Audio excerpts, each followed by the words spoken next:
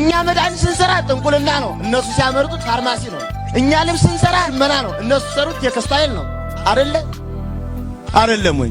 እኛ ብረት አዘጋጅተን ቀጥቅጠን መስቀል ስናዘጋጅ ቀጥቃጭነት ነው፣ እነሱ ሰሩት ደግሞ ብረታ ብረት ኢንጂነሪንግ ነው፣ አውቶሜካኒክ ነው። አይደለ? የኛ ሊቃውንት ቆዳ ፍቀው አዘጋጅተው ብዕር ቀርጸው ብራና ዳምጸው መጽሐፍ ጽፈው ሲያዘጋጁ ይሄ ቆዳ ፋቂነት ነው።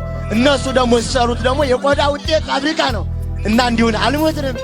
ትናንት ያልነበረን ምን አለ?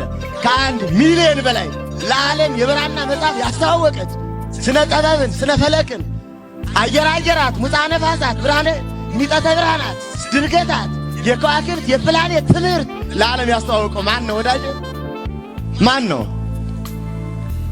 ዓለምን በስነ ከዋክብት በስነ ፈለክ የመራው ማን ነው? ዓለምን በስነ መድኃኒት እንዲከፍ ያደረገው ማን ነው? የዓለም የኢንዱስትሪ የሳይንስ አብዮት የሚባለው 16ኛው ክፍለ ዘመን ነው። 16ኛው ክፍለ ዘመን ሚሽነሪ ኢትዮጵያን የዘረፉበት ዘመን ነው። ያልተዘረፍነው አለ? እውነት ስንቱን ስለነበረ እናወራ፣ ስንቱን ስላጣ ነው እናወራ። አሁን እንኳን ያለንን ለማውራት ባንዳና ሌባ ስለበዛ እንዴት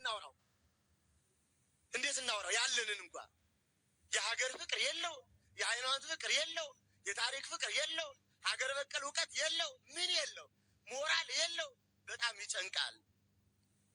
እኔ አንድ ቦታ ላይ ስለ ሀገር በቀል ሀሳብ እንኳን እያወራን ስለ ሀገራችን ልልና አንድ ጥያቄ ጠየቁ ሰዎች አስታውሳለሁ።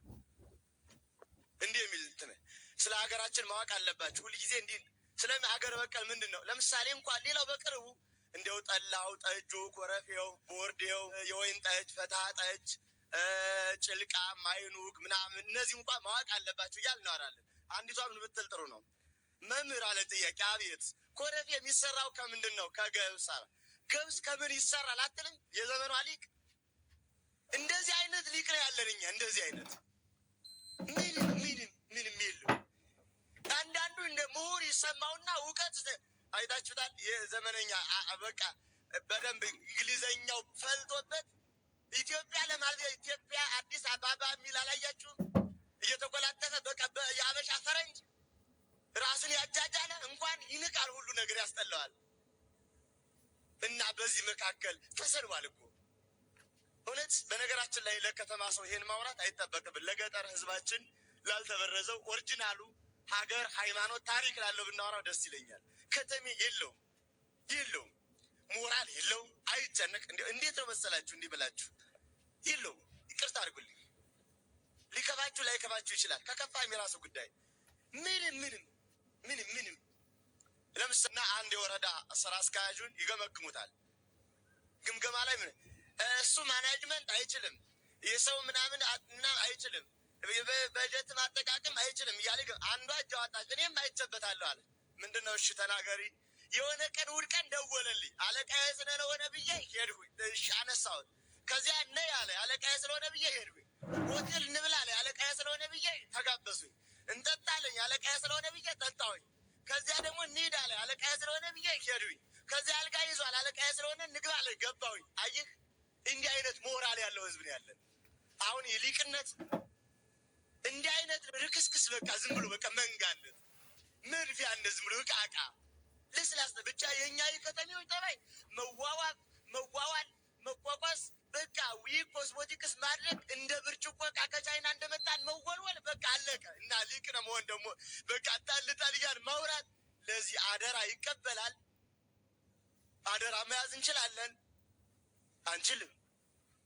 ትናንት የነበረን ልልና ከፍ ያለ ነው፣ ግን አንገት ያለው ተሸካሚ ግን ያጣን ይመስለኛል። ጆሮ ሁሉ ያጣን ይመስለኛል። አንድ የደብረ ሊባኖስ ሊቅ የተናገሩት አለ። የብሉይ የአዲስ የሊቅ የመነኮስ የድጓ ያቋቋም መምህር ሆነው የሚኖሩ ናቸው ወድቀው እና አንድ የኔ ቢጤ ከሳቸው ሄዶ ሊማር ይሞክራል። ዳዊት ያስተምራሉ። ዳዊት እምቢ ብሎት በደንብ አልያዘ ብሎ ተነስቶ ይሄዳል። የሆነ ቀን በቃ በአመቱ ተመልሶ ይመጣል። 1-3 ወር ኮርስ ሰልጥኖ ነው የመጣው እና ጤና ይስጥልኝ የኔታ እንደምንከረሙ ማነህ? አላወቁም። እኔ ነኝ መምህር እንተና አላቸው። ኧረ ረሳሁ። አይ እኔ መምህር እንተና እኮ ነኝ። እንዴት ይረሱኛል? ረሳሁ፣ ትዝ አላለኝም። እንዴ መምህር እንተና ምን አዘው የነበሩት? ምን ጊዜ መስማት ጀምረህ መምህር ሆንህ አሉት። ምን ጊዜ ጆሮ ራሱ መስማት ይችላል ወይ? ሆኑብን፣ ተቸገርን። እባካችሁ እንመለስ። ይቆየን።